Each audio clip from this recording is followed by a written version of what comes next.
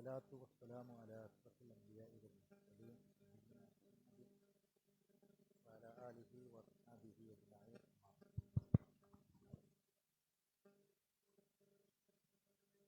പരിശുദ്ധ റമളാനിലെ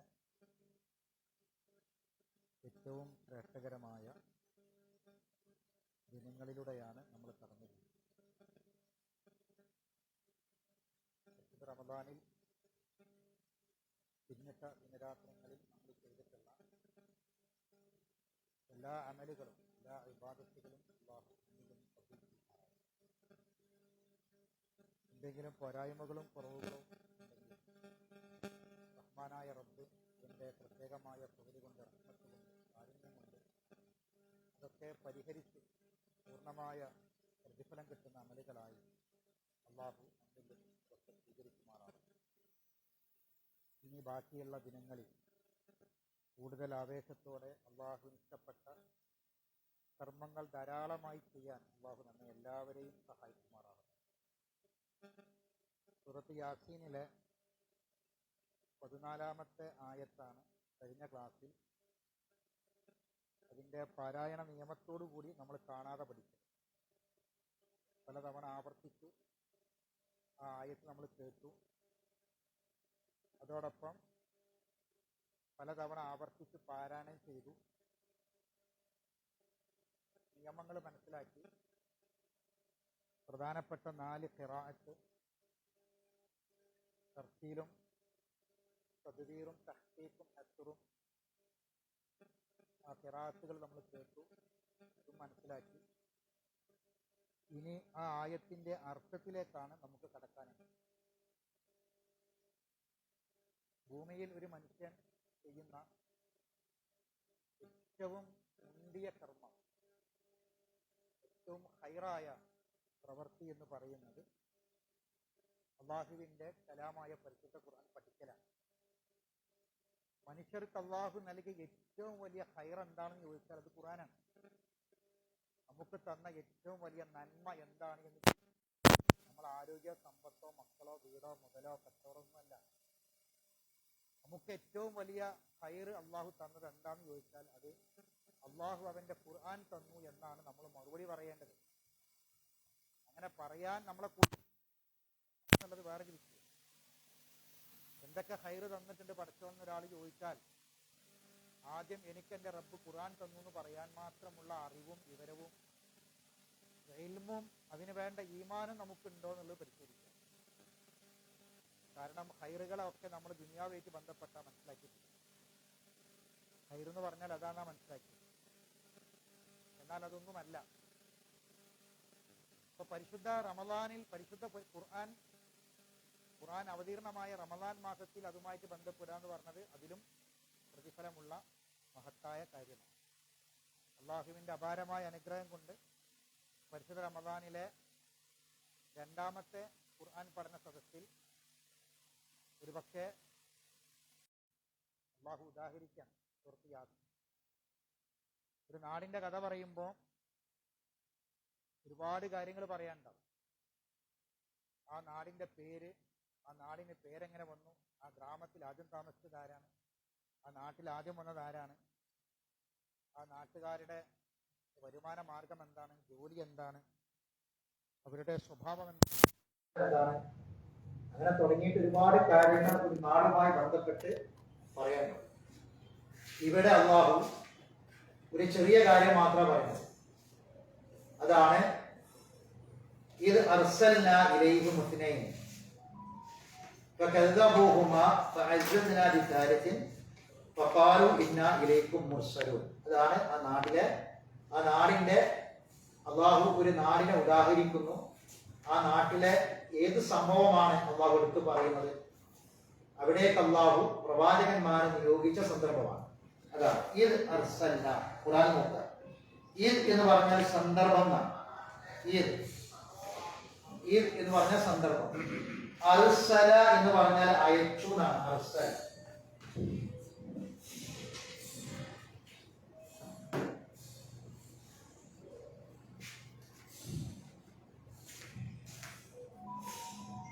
അർസല എന്ന് പറഞ്ഞാൽ അയച്ചു. അർസല അതിന് മുതാരി യുർസിലു എന്നാണ്.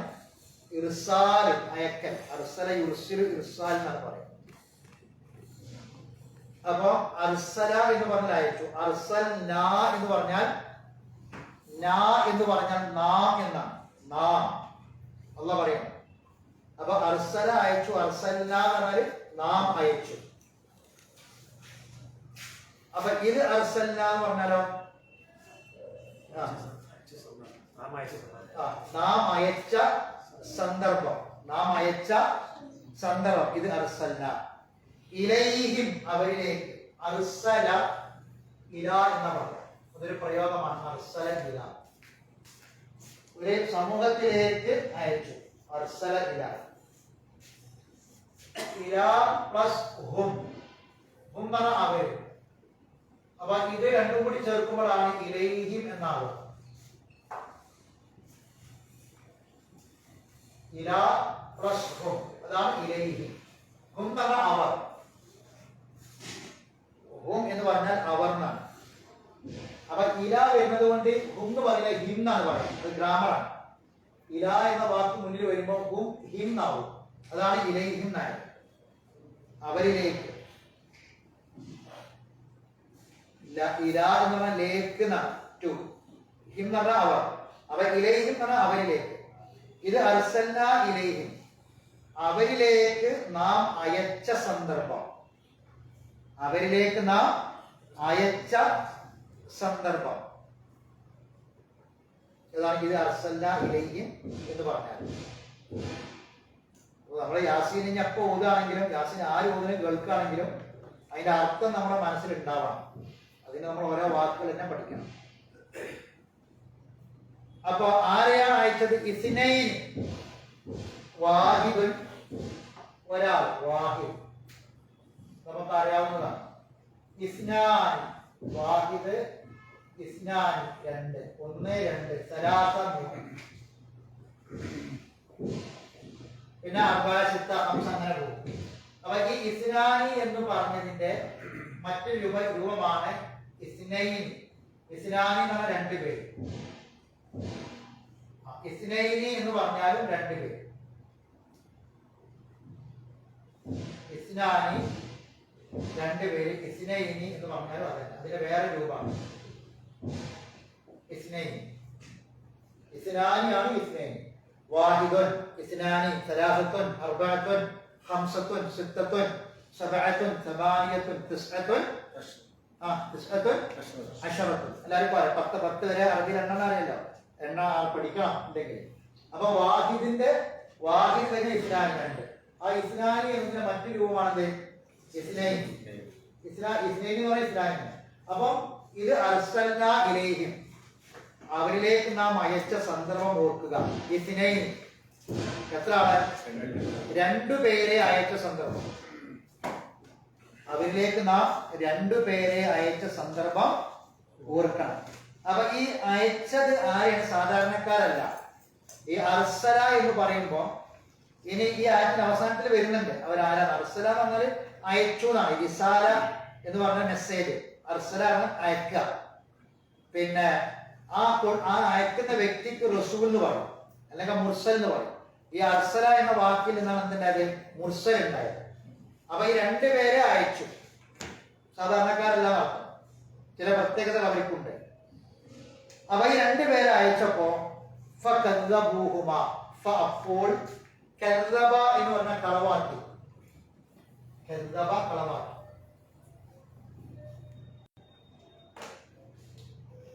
കദ്ദബ കളവാക്കി. കദ്ദബ കദ്ദബ കദ്ദബു. കദ്ദബ എന്ന ഒരാളാണ്. കദ്ദബു എന്ന് പറഞ്ഞ കുറെ ആൾക്കാർ. കദ്ദബു അവർ കളവാക്കി. കദ്ദബ എന്ന ഒരാൾ കളവാക്കി. കദ്ദബു എന്ന് പറഞ്ഞാൽ അവർ കളവാക്കി. രണ്ടിൽ പോകും. ഹുമ എന്ന് രണ്ടാൾ. നേരത്തെ നമ്മൾ പറഞ്ഞില്ലേ, ഹുവ എന്ന് പറഞ്ഞാൽ ഒരാള്, ഹുമ എന്ന് പറഞ്ഞാൽ രണ്ടാള്, ഹും എന്ന് പറഞ്ഞാൽ ആളാണ്. ഇങ്ങനെയാണ് വരിക. ഹുവ ഹുമാ. അപ്പൊ കദ്ദബൂഹുമ, കദ്ദബു അവർ കളവാക്കി. ഹുമ ഇവർ രണ്ടുപേര്. ഏത്? നേരത്തെ പറഞ്ഞ ഇസ്നൈനിനെ. ഇസ്നൈനി ആയതുകൊണ്ടാണ് ഹുമ എന്ന് പറഞ്ഞത്. ഹുവ എന്ന് പറഞ്ഞ ഒരാള്, ഹുമ എന്ന് പറഞ്ഞ രണ്ടാള്, ഹും എന്ന് പറഞ്ഞ രണ്ടിൽ കൂടുതൽ. ഫകല്ലബൂഹുമാ അപ്പോൾ കല്ലബൂ അവർ കളവാക്കി ഹുമാ ഇരുവരെയും, ഈ രണ്ടു പേരെയും അവർ കളവാക്കി. കളവാക്കുന്നതാണ് നിഷേധിക്കുന്നതാണ്.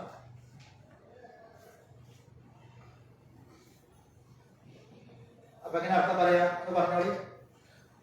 എന്ന് പറഞ്ഞാല് സന്ദർഭം.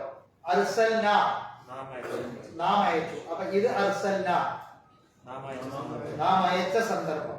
ഇലൈഹിം അവരിലേക്ക്. ഇസ്നൈൻ രണ്ടുപേര്.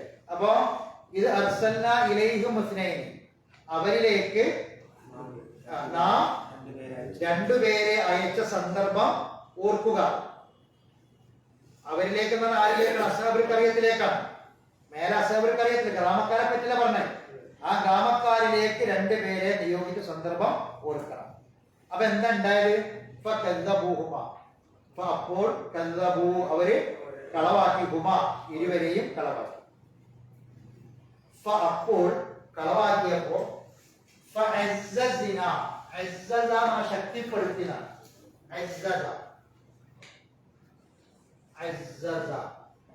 ശക്തിപ്പെടുത്തുക.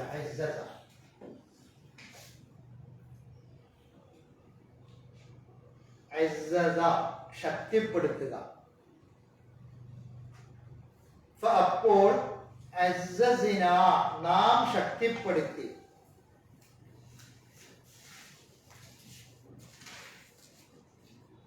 നാം ശക്തിപ്പെടുത്തി.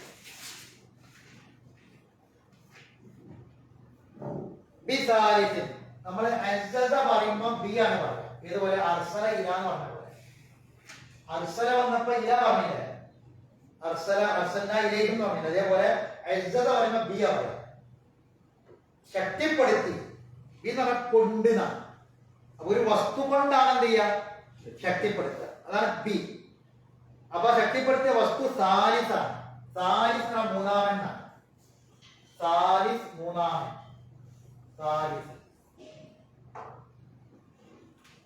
മൂന്നാമൻ അങ്ങനെ കിട്ടാം. അവിടെ നോക്കി സലാസ മാത്രമാണ് പറയൂ. മൂന്ന്. സാലിസ് മൂന്നാമൻ. അപ്പൊ അർബ എത്രയാണ്? 4. അപ്പൊ നാലാമൻ എങ്ങനെ പറയാം? നാലാമൻ റാബിയ എങ്ങനെ പറയാ?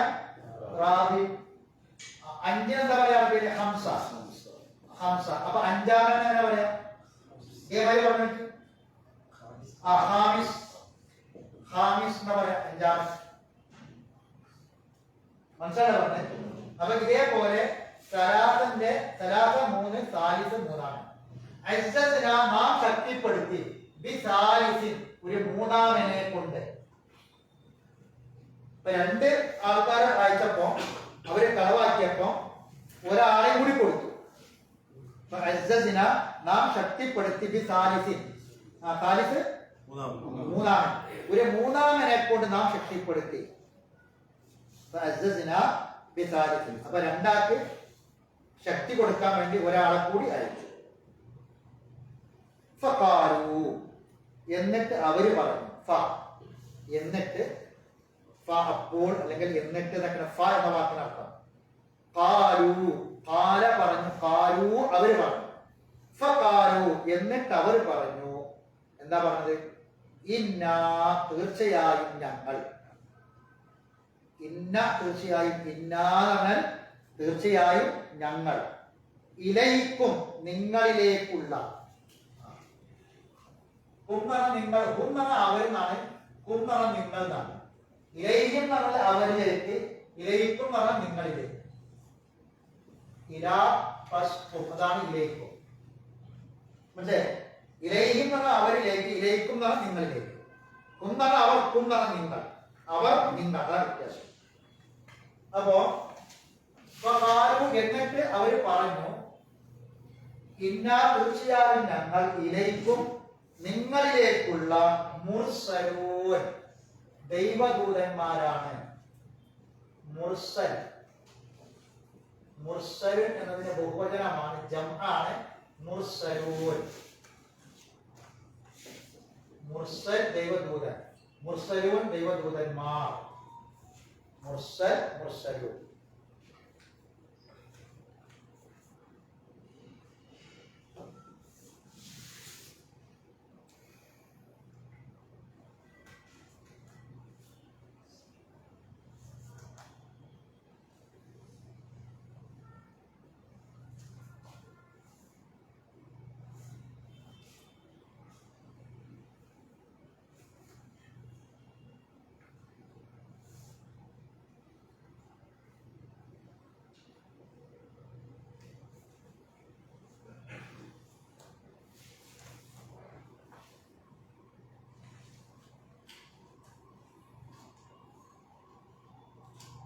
അർത്ഥം മനസ്സിലായേ? ഒന്ന് പറഞ്ഞു നോക്കി, അർത്ഥം ഒന്ന് പറഞ്ഞു നോക്കി. ഒറ്റക്കൊന്ന് പറഞ്ഞു നോക്കി, ആയത്ത് നോക്കിയിട്ട് അർത്ഥം, ഓരോ വാക്കിന്റെ അർത്ഥം ഒന്ന് പറഞ്ഞു നോക്കി. അവരിലേക്ക് നാം രണ്ടുപേരെ അയച്ച സന്ദർഭം, അപ്പോൾ അവർ രണ്ടുപേരെയും അവർ കളവാക്കി, അതുകൊണ്ട് നാം മൂന്നാമനെ കൊണ്ട് അവർ ശക്തിപ്പെടുത്തി. അവർ പറഞ്ഞു, ഞങ്ങൾ ദൈവം. അപ്പൊ ഒരുമിച്ച് അർത്ഥം ചെയ്തു, ഒരുമിച്ച് അർത്ഥം. അവരിലേക്ക്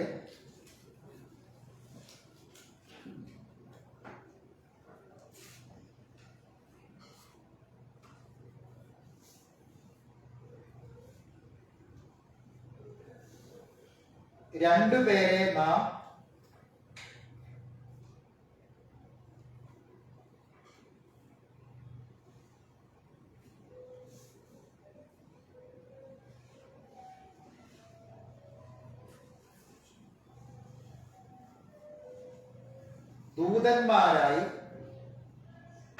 ദൂതന്മാരായി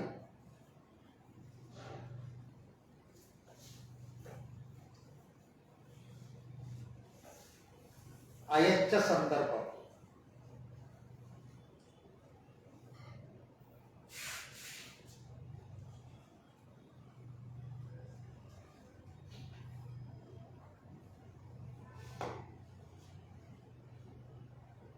അപ്പോൾ അവർ രണ്ടുപേരെയും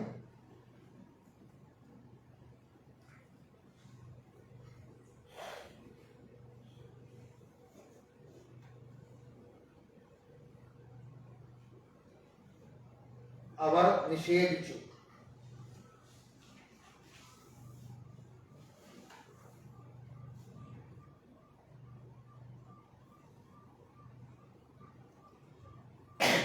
അപ്പോൾ ഒരു മൂന്നാമനെ കൊണ്ട്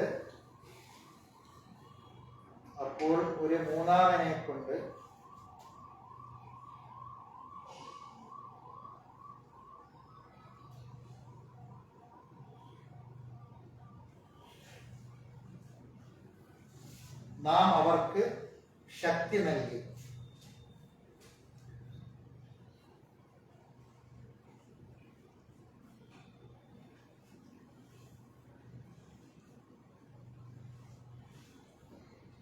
എന്നിട്ട് അവർ പറഞ്ഞു,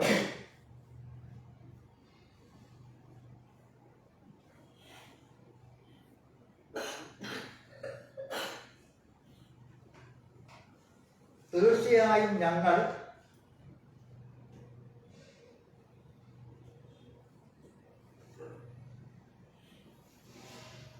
നിങ്ങളുടെ അടുത്തേക്ക്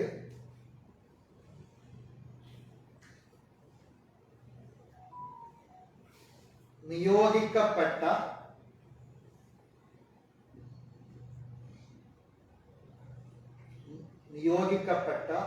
ദൂതന്മാരാകുന്നു.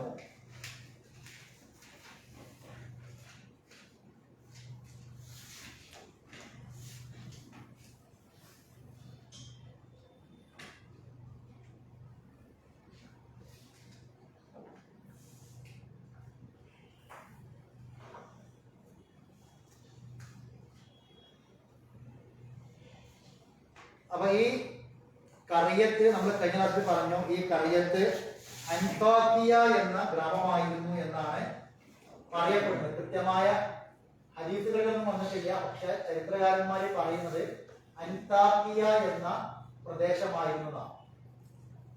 ഈ അൻതാക്കിയ ഇന്നത്തെ തുർക്കിയിലാണത്.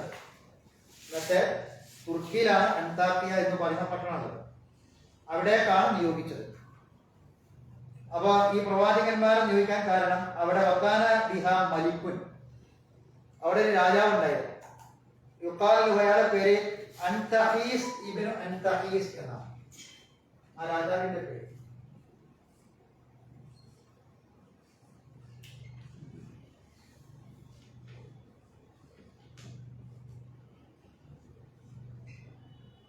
അൻതഹീസ് ഇബ്നു അൻതഹീസ്.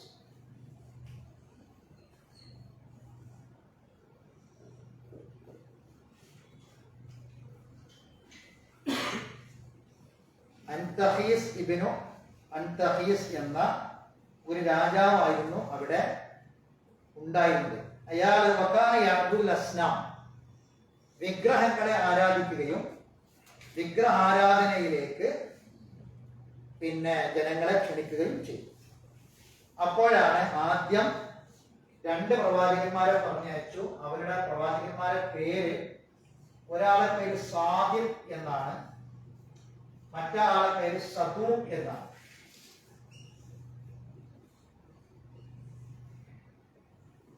സദൂഖ് എന്നാണ്. ഇത് വ്യക്തമായ ഹദീസുകളിലൊന്നുമില്ല, തഫ്സീറുകളിൽ പറയപ്പെടുന്ന ഒരു പേരാണ്. ഹദീസുകളിലൊന്നും വന്നിട്ടില്ല, ചരിത്ര ഗ്രന്ഥങ്ങളിലും ചില തഫ്സീറുകളിലൊക്കെ ഈ അഭിപ്രായം കാണാം. സാദിഖ് സദൂഖ് എന്നാണ് ആദ്യം വന്ന ഈ 2 പ്രവാചകന്മാർ. ഇവരെ ശക്തിപ്പെടുത്താൻ വേണ്ടി വന്ന പ്രവാചകന്റെ പേര് ശലൂം എന്നാണ്.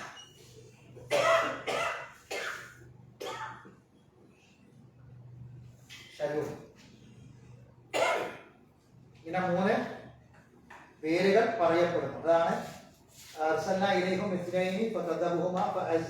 എന്ന് പറഞ്ഞ 3ാമത്തെ ആള് ശലൂം ആണ് എന്നും അഭിപ്രായമുണ്ട്.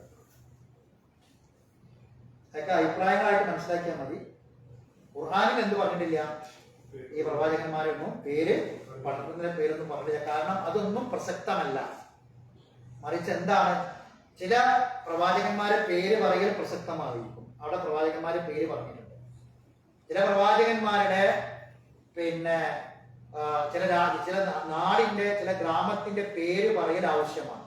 അവിടെ ആ രാജ്യത്തിന്റെ പേര് പറഞ്ഞിട്ടുണ്ട്, ഗ്രാമത്തിന്റെ പേര് പറഞ്ഞിട്ടുണ്ട്. ഇപ്പൊ ചില നാടുകളൊക്കെ പേര് ഖുർആനിൽ പറഞ്ഞിട്ടുണ്ടല്ലോ, മദിയൻ. കാരണം അവിടെ ഷുഹൈബ് നബിന്റെ ജനത ഉണ്ടായിരുന്നു. ആ സ്ഥലം എന്താണ്, ഗ്രാമം എന്താണെന്ന് പ്രത്യേകം കാണിച്ചു കൊടുക്കൽ ആവശ്യം. അപ്പൊ ചില സ്ഥലങ്ങളുടെ പേര് പറയേണ്ടത് ഖുർആൻ പറഞ്ഞിട്ടുണ്ട്, ചില വ്യക്തികളെ പേര് പറയേണ്ടത് പറഞ്ഞിട്ടുണ്ട്. അപ്പൊ അവിടെ അതാണ് പ്രസക്തമാകുന്നത്. ഇവിടെ അതൊന്നുമല്ല പ്രസക്തം. ഗ്രാമത്തിന്റെ പേരോ അല്ലെങ്കിൽ ആ പ്രവാചകന്മാരുടെ പേരോ ഒന്നുമല്ല.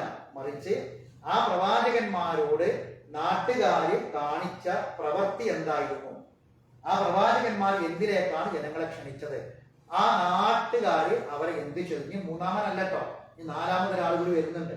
അത് ഇൻഷാ അല്ലാഹ് ഇതിന്റെ ബാക്കി ഭാഗത്ത് വരാൻ പോകുന്നുണ്ട്. അപ്പം അതിലേക്ക്, അത് നമ്മുടെ പുതിയ ആയത്തിലേക്ക് ഞാൻ കടക്കുന്നില്ല. ഏതായിരുന്നാലും ഈ ആയത്തിന്റെ അർത്ഥം നമ്മൾ മനസ്സിലാക്കി വെക്കണം. ഇതുവരെയുള്ള ഈ 14 ആയത്ത് സൂറത്ത് യാസീന് നമ്മൾ കാണാതെയാണ് പഠിച്ചത്. അതിന്റെ പദാനുപത അർത്ഥങ്ങളാണ് ഞാൻ ബോർഡിൽ ഓരോ വാക്കിന്റെ അർത്ഥം തന്നിട്ടുണ്ട്, അതിന്റെ അർത്ഥം പറഞ്ഞു തന്നിട്ടുണ്ട്, ഒരുമിച്ചുള്ള അർത്ഥം പറഞ്ഞു തന്നിട്ടുണ്ട്. അത് നമ്മളൊന്ന് പഠിക്കണം, ഇരുന്ന് പഠിക്കണം, മനസ്സിലാക്കണം.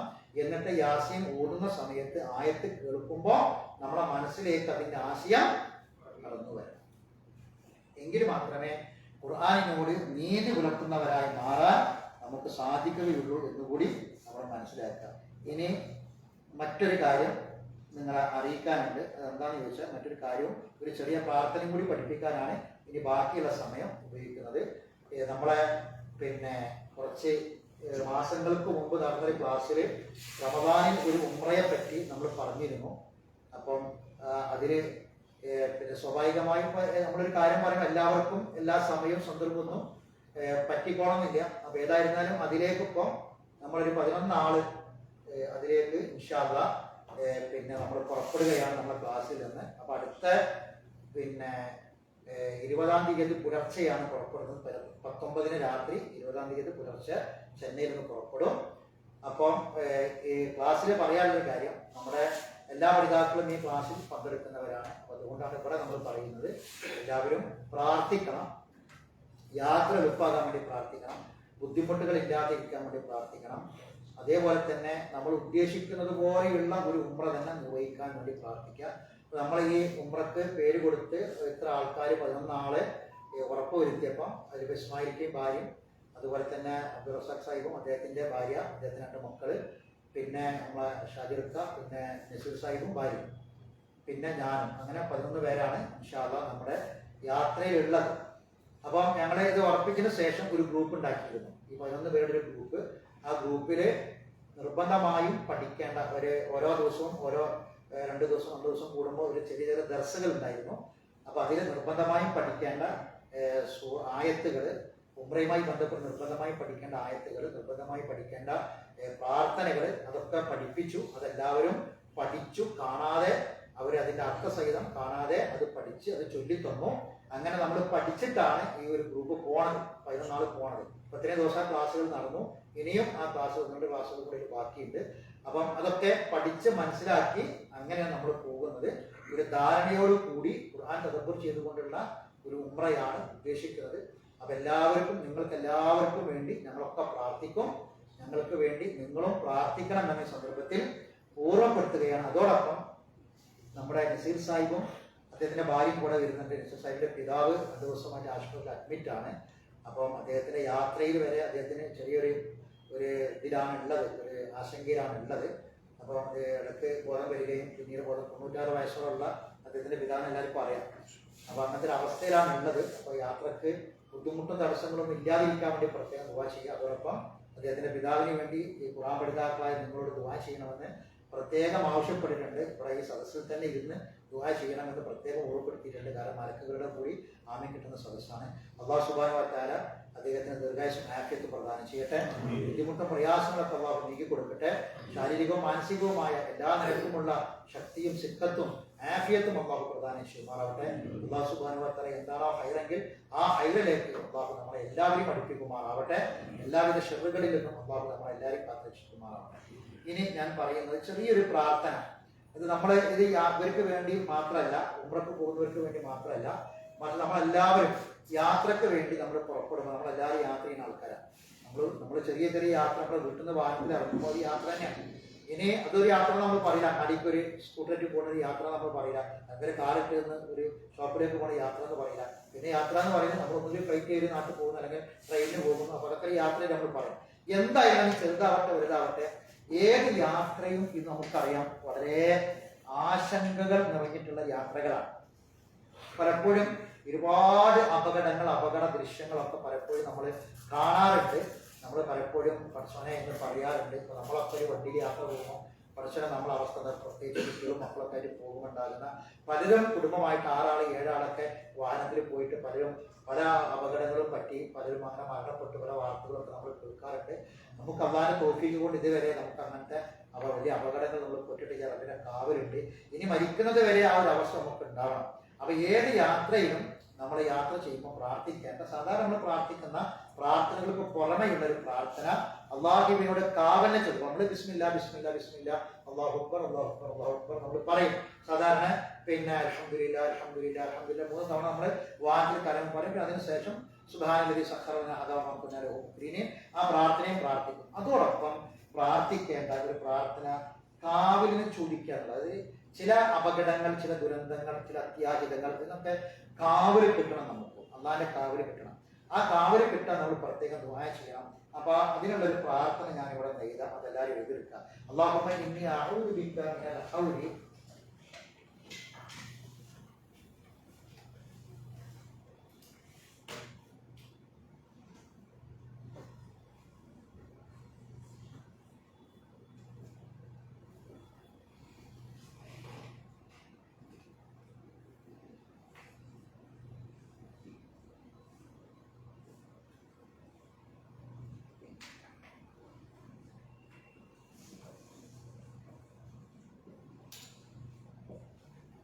اللهم إني أعوذ بك من الحول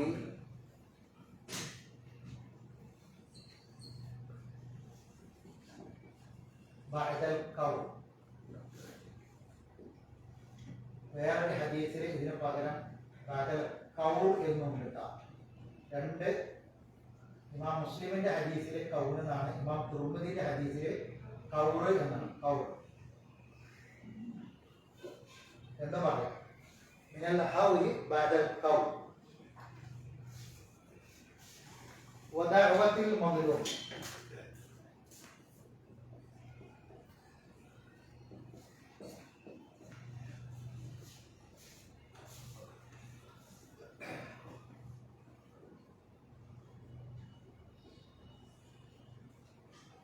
വദഅവത്തിൽ മദ്ലൂം. വായിച്ചിട്ട് എതിർക്കട്ടെ, കാണാൻ പഠിക്കേണ്ടതാണ്. കൗനി അല്ലെങ്കിൽ കൗരി. കൗന് അല്ലെങ്കിൽ കൗർ. കൗർ റാബ് റാ.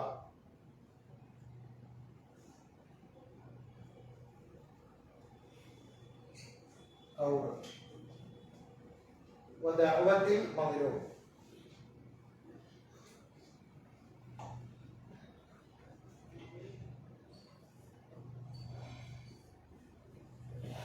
വസൂഇൽ മൻളർ.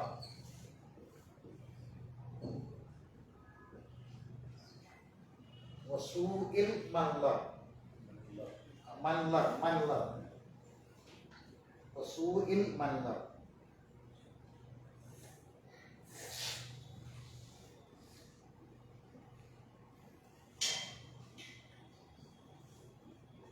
ഫിൽ അഹ്ലി വൽ മാൽ. ഇത്രയേ ഉള്ളൂ. ഫിൽ അഹ്ലി വൽ മാൽ.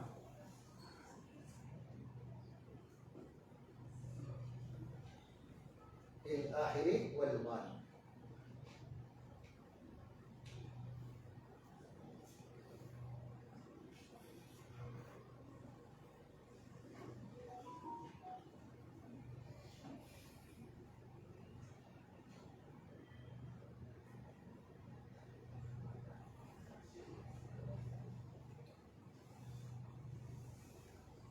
അഹ്ലി വൽ മാൽ.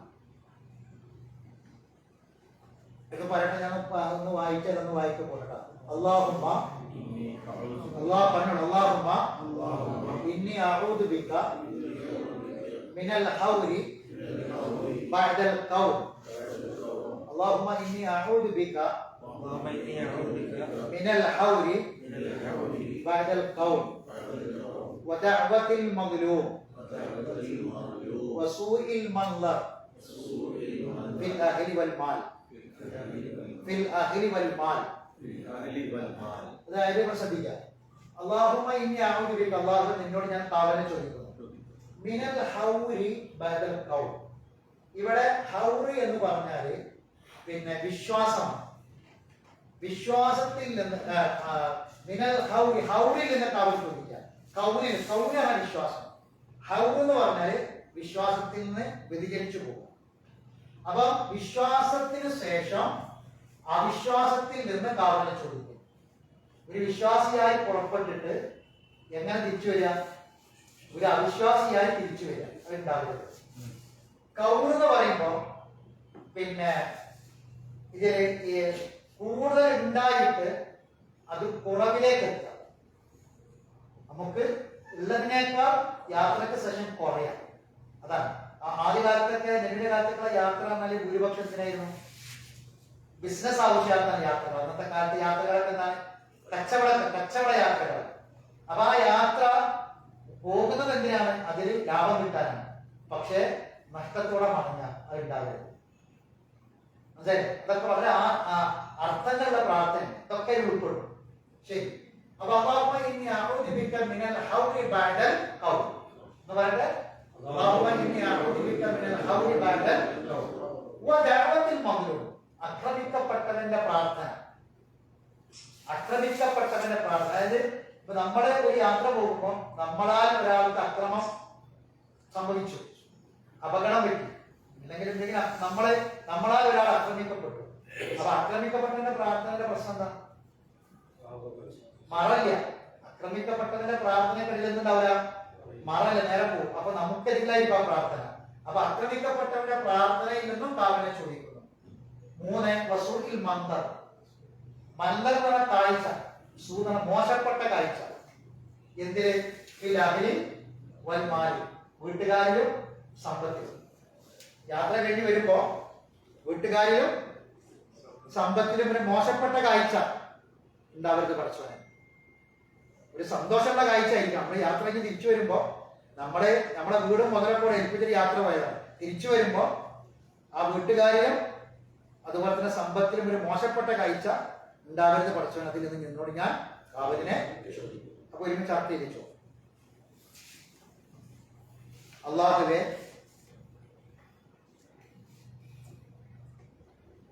ഈമാൻ ലഭിച്ച ശേഷം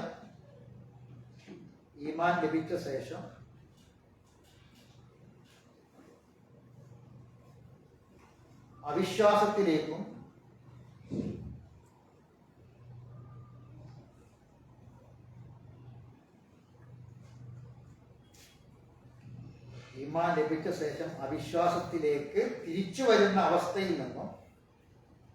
അവിശ്വാസത്തിലേക്ക് തിരിച്ചു വരുന്ന അവസ്ഥയിൽ നിന്നും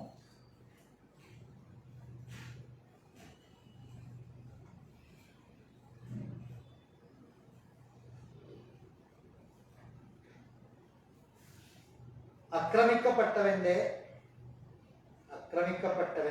പ്രാർത്ഥനയിൽ നിന്നും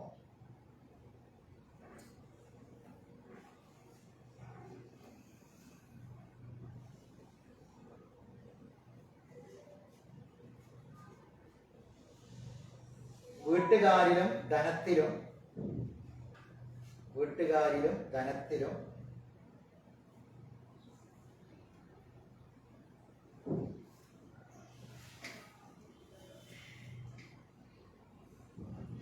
മോശമായ അവസ്ഥ കാണപ്പെടുന്നതിൽ നിന്നും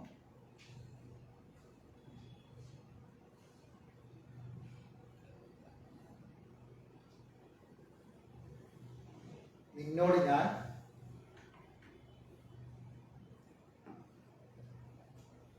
രക്ഷ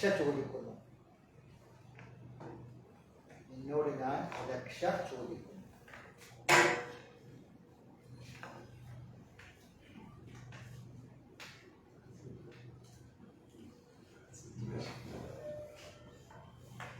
അപ്പൊ ഈ പ്രാർത്ഥന ഒന്ന് രണ്ടോ മൂന്നോ വട്ടം ആവർത്തിച്ച് ചൊല്ലിയാല് ഇത് കാണാൻ പഠിക്കാം. പിന്നെ വേണമെങ്കിൽ ചെറിയ കടലാസിലൊക്കെ എഴുതി സാധാരണ ചില ഹിക്കുമ്പത്തിന് പണിയൊക്കെ എടുക്കും. ചെറിയ ഒരു പേപ്പറിലോ കട്ടിയുള്ള ഏതെങ്കിലും കാർഡിലൊക്കെ എഴുതി വെച്ചാൽ കീശിൽ വെച്ചാൽ എപ്പോഴും അത് നോക്കിയൊരു പല തവണ അത് നോക്കി ചെല്ലിയാൽ പിന്നെ അത് കാണാതെ പഠിച്ചോളും. പിന്നെ അത് അങ്ങനെ മനപ്പാടമാക്കാൻ കഴിയും. ഏതായിരുന്നാലും നമ്മളെ സംബന്ധിച്ചിടത്തോളം ഒരു ഇത്തരം ആയത്തുകളും ഹദീസുകളും വിക്രുകളൊക്കെ പരമാവധി കാണാതെ പഠിച്ച് മനസ്സിലാക്കി അതൊക്കെ ആവശ്യാനുസരണം പറയാനുള്ള ഒരു അവസ്ഥയിലേക്ക്, ഒരു ഇൽമിലേക്ക് നമ്മൾ എത്തിപ്പെടണം. അതിനുവേണ്ടി എല്ലാവരും പ്രാർത്ഥിക്കുക, ദുആ ചെയ്യുക. അല്ലാഹു സുബ്ഹാനഹു വ തആല കബൂൽ ചെയ്യുമാറാവട്ടെ. ഇനിയുള്ള റമദാനിന്റെ അവസാനത്തെ ദിനരാത്രങ്ങളിലേക്ക് നമ്മൾ കടക്കാൻ അല്ലാഹു തആല പകുതി പിന്നിട്ടു, ഇനി പകുതിയുള്ളൂ. വളരെ പെട്ടെന്ന് കടന്നു പോകുന്നു. ഞാൻ താഴത്തെ ക്ലാസ് പറഞ്ഞോളമല്ലേ, റമദാൻ എമ്മാതിരി പോണത് ഭയങ്കര സ്പീഡാണ് എന്നല്ല പറയേണ്ടത്. മറിച്ച് നമ്മൾ ആയുസ് പെരുമ്പോക്ക് പോകാന്നാ പറയേണ്ടത്. റമദാൻ പോകാന്നല്ല പറയേണ്ടത്. നമ്മളെ ആയുസ്സാണ് ഈ പോണത്, വളരെ പെരുമ്പോക്കാ പോകുന്നത് എന്നാണ് നമ്മൾ പറയേണ്ടത്. അപ്പം അതിന് കിട്ടുന്ന അവസരങ്ങളെ പരമാവധി ഉപയോഗപ്പെടുത്താൻ വേണ്ടി നമ്മൾ പരിശ്രമിക്കുക. കാണാതെ പഠിക്കേണ്ടതൊക്കെ കാണാതെ തന്നെ പഠിക്കുക. വെറുതെ അങ്ങനെ നമുക്ക് കേട്ടിട്ട് അതിങ്ങനെ എത്രയോ യൂട്യൂബിൽ അടിച്ചു നോക്കിയാൽ ഇഷ്ടമായി നമുക്ക് ഇങ്ങനെ കേട്ട് അതിന്റെ ആ വശ്യതയും താളം ഈണം ശ്രുതി ലയൊക്കെയുള്ള പ്രസംഗങ്ങൾ എമ്പാടും കൊടുക്കാം. അങ്ങനെ കേട്ട് ഉറങ്ങണമെങ്കിൽ പാട്ട് കേട്ട് ഉറങ്ങണമെങ്കിൽ പകരം വേഗത്തിൽ ഇങ്ങനെ ഉറങ്ങാനൊക്കെ പറ്റും. പക്ഷെ അങ്ങനെ നമ്മൾ ചെവി സാക്ഷിയായിട്ട് മാത്രം കാര്യമില്ല, ഹൃദയത്തിലേക്ക് ഇറങ്ങി വരണം. എന്നിട്ട് ഒരു പ്രാർത്ഥനയെങ്കിലും നമ്മൾ കാണാതെ നമ്മുടെ ചുണ്ടെന്ന് വരിക, കാണാതെ ചൊല്ലാൻ പറ്റുക. ഇതൊക്കെയാണ് ദീന് നമ്മൾ പഠിച്ചു എന്നുള്ളതിന്റെ അടയാളങ്ങൾ. അതല്ലാതെ കുറേ പ്രസംഗം കേട്ടിട്ടൊന്നും ഒരു പ്രത്യേകതയില്ല, ഒരു കാര്യമില്ല. നമ്മളെ നാവിൽ നിന്ന് നമ്മുടെ ഹൃദയത്തിൽ ഉണ്ടാവണം. അതേ നമ്മളെ ഉണ്ടാവുള്ളൂ എന്ന് നമ്മൾ മനസ്സിലാക്കുക. അല്ലാഹു സുബ്ഹാനഹു വ തആല അറിവില്ലായ്മയോട് നമ്മൾ ചെയ്തു പോയ എല്ലാ തെറ്റുകുറ്റങ്ങളും റഹ്മാനായ റബ്ബ് നമുക്ക് പൂർത്തിയാക്കട്ടെ. നമ്മുടെ അമലുകളിലുള്ള ന്യൂനതകളും കുറവുകളൊക്കെ അല്ലാഹു തആല പരിഹരിച്ച് അതൊക്കെ പൂർണ്ണമായി കബൂൽ ചെയ്യുന്ന അമലായി അല്ലാഹു സ്വീകരിക്കുമാറാവട്ടെ. നമ്മുടെ കൂട്ടത്തിൽ നിന്ന് ഉംറക്ക് പോകുന്ന നമ്മുടെ പഠിതാക്കളാണ്. നമ്മളെ ഈ ഒരു കൂട്ടായ്മയിൽ നിന്ന് പോവാണ്. എല്ലാവരെയും പ്രതിനിധീകരിച്ചുകൊണ്ടാണ് ഇവർ പോകുന്നത് മനസ്സിലാക്കുക. അപ്പം എല്ലാവർക്കും വേണ്ടിയിട്ടും പ്രാർത്ഥന ഉണ്ടാകും. നമ്മളെ പ്രാർത്ഥനയും അവർക്കൊക്കെ നമ്മൾ പോകാൻ എല്ലാവർക്കും ആഗ്രഹമുള്ള ഇവിടെ ഉള്ള കൂടി എല്ലാവർക്കും ആഗ്രഹം, ആർക്കും മക്കത്തും മദീനത്തും പോകാൻ ആഗ്രഹമില്ലാത്ത ആരും ഉണ്ടാവില്ലല്ലോ. അപ്പൊ അതിനൊക്കെ സമയങ്ങളും സന്ദർഭങ്ങളും ഒക്കാത്തത് കൊണ്ടൊക്കെ തന്നെയാണ് നമുക്ക് പോകാൻ പറ്റാത്തത്. ഇൻഷാ അല്ലാഹ് ഇനിയും നമുക്ക് അവസരങ്ങൾ ഉണ്ടാകും. ആ സമയത്തൊക്കെ നമുക്ക് പോകാനുള്ള ഒരു നല്ല ആഗ്രഹവും മനസ്സും നമ്മൾ വെക്കുക. നല്ലൊരു ആഗ്രഹവും മനസ്സും നമ്മൾ വെച്ച് റബ്ബിനോട് പ്രാർത്ഥിച്ചാൽ റബ്ബ് പെട്ടെന്ന് അതിലേക്കുള്ള മാർഗങ്ങളൊക്കെ തുറന്നു തരും. അല്ലാഹു തആല ഉംറക്ക് പോകുന്ന നമ്മുടെ സഹോദരങ്ങൾക്ക് ബുദ്ധിമുട്ടുകളും പ്രയാസങ്ങളും യാത്രയിലുള്ള പ്രയാസങ്ങളൊന്നും ഇല്ലാതെ വളരെ സന്തോഷത്തോടെ എല്ലാ അമലുകളും കൃത്യമായി അതിന്റെ തനിമയോട് കൂടി ചെയ്ത് സന്തോഷത്തോടു കൂടി തിരിച്ചു വരാൻ അല്ലാഹു തൗഫീഖ് പ്രദാനം ചെയ്യുന്നതാണ്. അല്ലാഹു സുബ്ഹാനഹു വ തആല നമ്മുടെയൊക്കെ എല്ലാ നല്ല മുറാദും മനസ്സിലാക്കി തരുന്നതാവട്ടെ.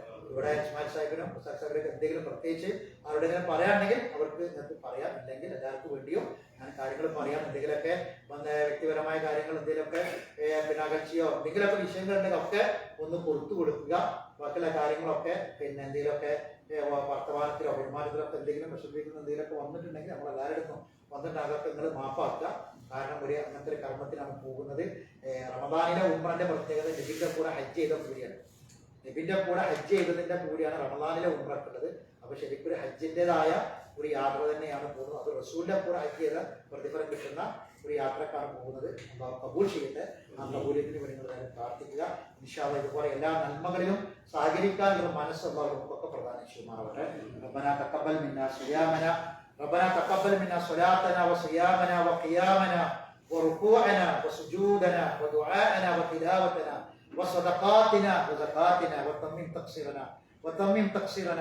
تقصيرنا وقض حوائجنا يا قاضي الحاجات. اللهم اجعل هذا الشهر الشريف رمضان شاهدا لنا ولا شاهدا علينا وحجة لنا ولا حجة علينا.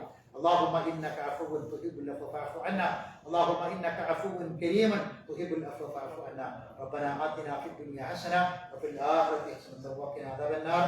واخر دعوانا ان الحمد لله رب العالمين. سبحانك اللهم وبحمدك اشهد ان لا اله الا انت استغفرك واتوب اليك.